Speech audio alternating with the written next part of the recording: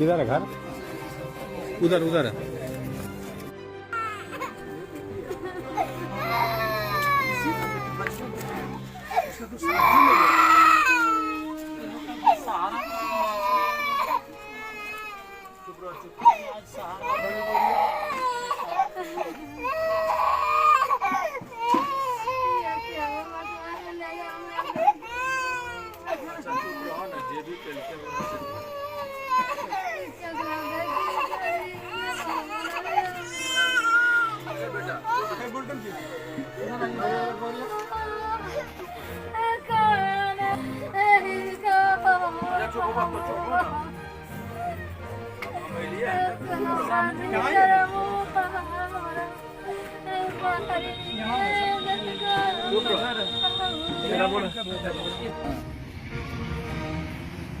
Okay, right. Then that's good then. No?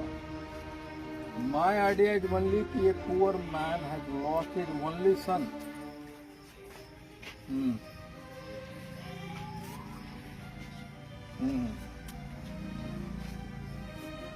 No, I want actually why I want to come to. I want to see actually what has happened over there. And this man is trying to put some money to, trying to compromise the case. Rinku Mishra is trying to manipulate the things over here. And I have a doubt that he might be flying down to Bangalore and doing something with the police and all. So this poor case, at least at the end of the day, रही है जो चीजें सामने आ रही है, उसे लगता है इसमें रिंकू मिश्रा ये बताया गया था कि हम जब इसकी मर्डर हुई है तो उसको ले जाना चाहिए था ना हॉस्पिटल। रिंकू मिश्रा उसको मार के उसको उसी कमरे में बंद करके बाहर से ताला लगा दिया था।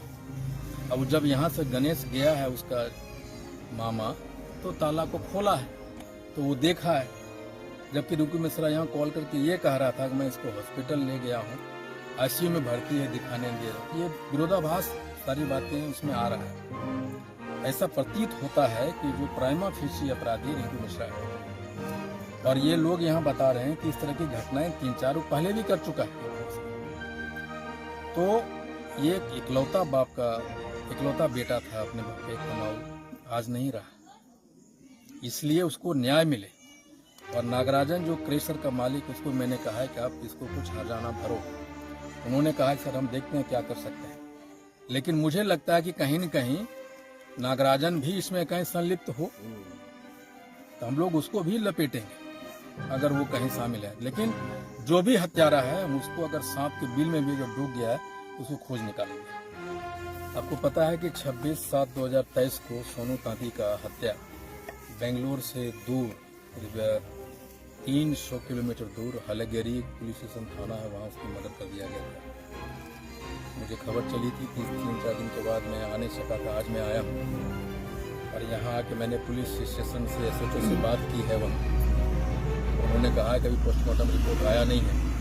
अभी जिस क्रशर में ये काम करता था उनके जो मालिक है मिस्टर नागराजन, उनसे मेरी दूरभाष पे बात हुई टेलीफोन पे और उन्होंने बताया सारी घटना को पूरी डिटेल में। उन्होंने कहा है कि वो यहाँ भेजे थे और रिंकू मिश्रा जो रिंकू मिश्रा जो इसको सोनू को ले गया था वो कह रहा है कि क्रेशर का मालिक मैंने लगातार इसको पेमेंट किया है, लेकिन यहाँ पता चला है कि रिंकू मिश्रा पेमेंट किया नहीं था 3-4 महीने से और बीच में छोड़ के भाग गया था। रिंकू मिश्रा ये बात उन्हें पता चला कि जो क्रेशर मालिक है उससे संपर्क में है, क्रेशर मालिक ने मुझे दिया है।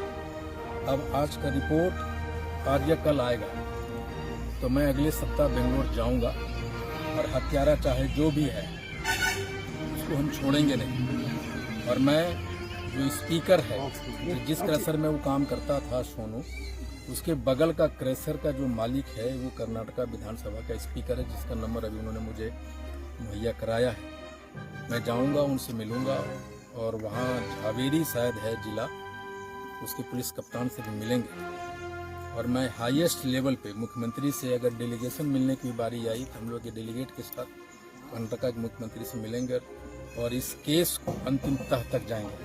और अगर रिंकू मिश्रा हत्यारा है तो उसको हम लोग छोड़ेंगे। और ये भी पता चला है कि रिंकू मिश्रा केस को मैनिपुलेट करने की कोशिश कर रहा है और वो घर पे आके लोगों को मैनेज करने की, कुछ चंद रुपए देकर मैनेज करने की बात कर रहा है। अगर वो हत्यारा है तो हम उसे छोड़ेंगे।